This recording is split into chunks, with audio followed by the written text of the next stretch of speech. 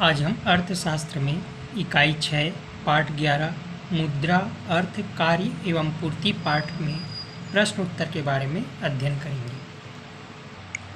प्रश्न रहेगा मुद्रा को परिभाषित कीजिए।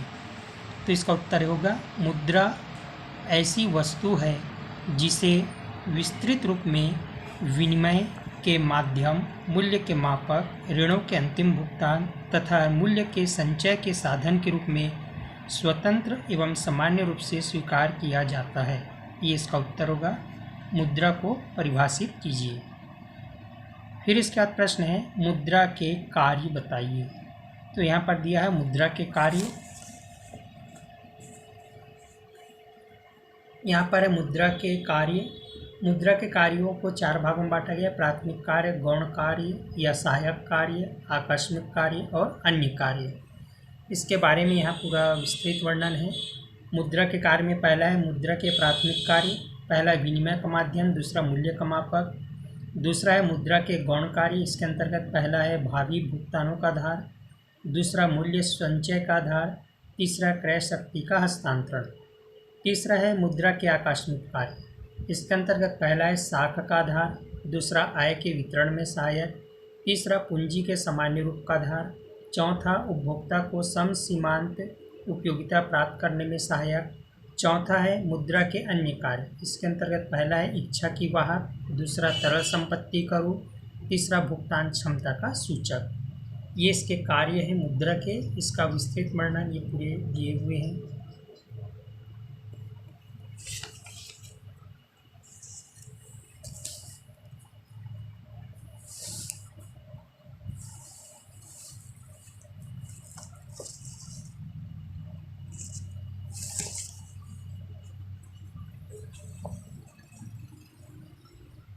ये यहाँ तक पूरा है इसका मुद्रा के कार्य।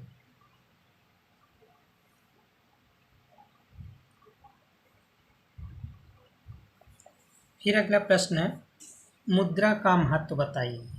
तो अर्थशास्त्र में मुद्रा का महत्व निम्नांकित है: पहला उपभोग क्षेत्र, दूसरा उत्पादन क्षेत्र, तीसरा विनिमय क्षेत्र, चौथा वितरण क्षेत्र, पांचवा राजस्व क्षेत्र। इसका विस्तृत वर्णन इधर दिया हुआ है, अगले पेज में भी है।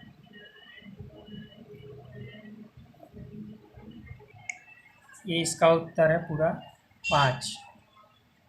इसके बाद अगला प्रश्न रहेगा मुद्रा के दोष बताइए। तो उत्तर ये दिया हुआ है मुद्रा के आर्थिक दोष और सामाजिक दोष।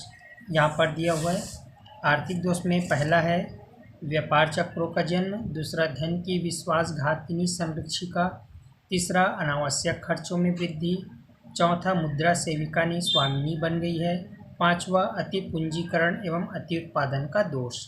ये इसका विस्तृत वर्णन यहाँ पर दिया हुआ है, ये इसका उत्तर है। फिर अगले पेज में दिया हुआ है मुद्रा के सामाजिक दोष। तो यहाँ पर इसका सामाजिक दोष ये पूरा लिखा हुआ है, ये इसका उत्तर है।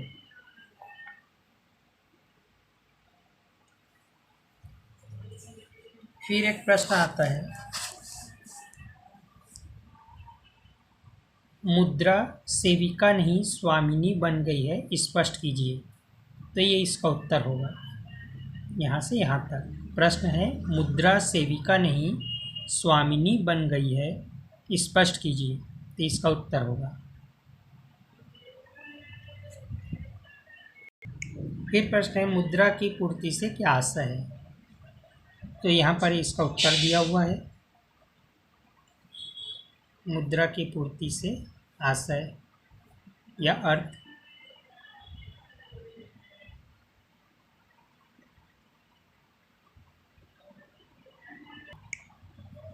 फिर प्रश्न है मुद्रा पूर्ति की माप के संबंध में विभिन्न अवधारणाएं बताइए।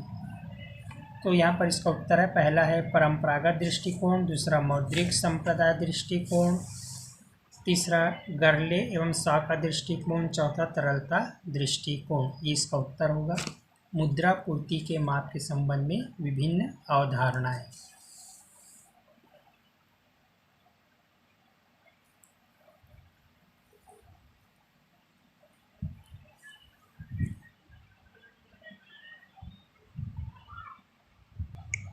फिर प्रश्न है मुद्रा पूर्ति को निर्धारित करने वाले प्रमुख तत्वों को स्पष्ट कीजिए। तो यहाँ पर इसका उत्तर है मुद्रा पूर्ति को निर्धारित करने वाले प्रमुख तत्व। पहला प्रारक्षित निधि अनुपात, दूसरा बैंक कोषों का स्तर, तीसरा नगद मुद्रा तथा जमाओं के प्रति जनता की मनोवृत्ति। यहाँ से इसका उत्तर यहाँ तक होगा, मुद्रा पूर्ति को निर्धारित करने वाले प्रमुख तत्व।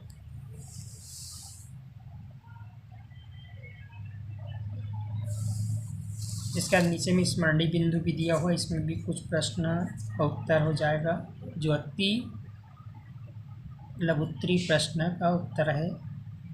जैसे मुद्रा के प्राथमिक कार्य कौन कौन से, मुद्रा के प्राथमिक कार्य विनिमय का माध्यम तथा मूल्य का मापक, सहायक या गौण कार्य कौन कौन से, यहाँ पर इसका उत्तर है। इस प्रकार से इसको भी हम देख सकते हैं। इसके बाद बहुविकल्पी प्रश्न है, खाली स्थान है, उचित संबंध जोड़िए, सही जोड़ी बनाइए और सत्य असत्य। इस तरीके से इसमें कुछ प्रश्न उत्तर हुए।